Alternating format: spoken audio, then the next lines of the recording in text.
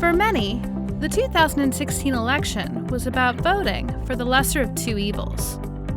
But what if America had a third option? Hear us out.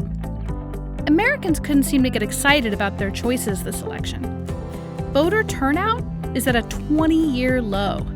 86 million voters didn't even vote.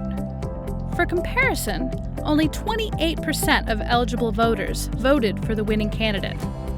Instead of voting for someone they believed in, many voted against someone they feared or despised. As a result, the country is growing more and more divided. On top of that, prominent members of both parties are worried that America has chosen a leader that isn't fit to run our country. There's a serious risk that he could be in violation of the Constitution on his very first day in office. President-elect Trump has said the laws don't apply to him. That's not true. Enter the Electoral College. Hang on. The Electoral College isn't what you think it is. Most Americans know. The Electoral College makes up the votes a president needs to win. Yep. On election night, the first candidate to reach 270 Electoral College votes wins. Yep. But what happens if neither reaches 270? Wait, what? The Electoral College is actually a fail-safe made up of 538 individual people who vote for the president. This is written into the Constitution in case of emergency to prevent people coming to power who shouldn't. Technically, the electors do not cast their votes until December 19th. Here's the important part. Many electors in the Electoral College do not have to vote for the candidate that won in their state. This exists so electors can choose to vote their conscience if they feel the candidate is a threat to America. So, what happens if they change their vote?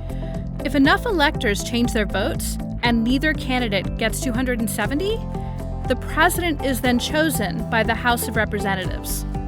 But that can't happen, right? Actually, it can. So, there are 538 electors in the Electoral College.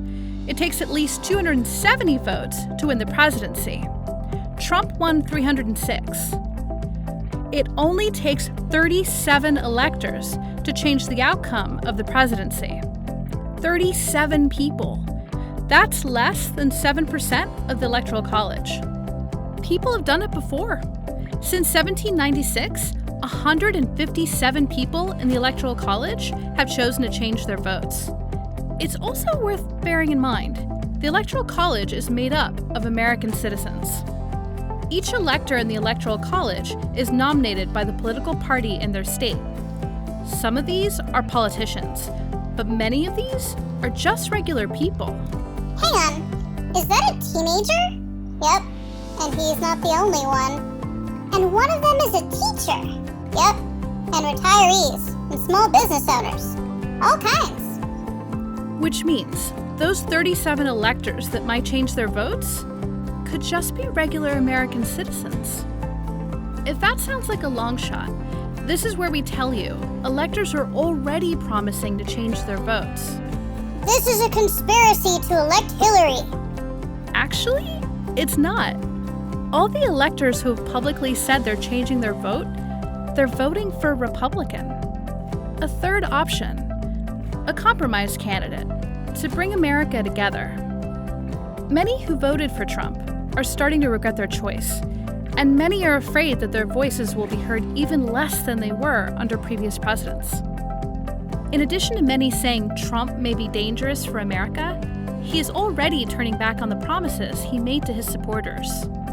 The Electoral College has a constitutional obligation to protect America, and on December 19th, they will meet to vote on the next president of this nation. So, what can you do? If you want to support conscientious electors, you can sign up to volunteer at hamiltonelectors.com. As a Democratic elector, it is not an easy thing for me to pledge my vote to a qualified Republican alternative. But as an American, I know that it is the right thing to do.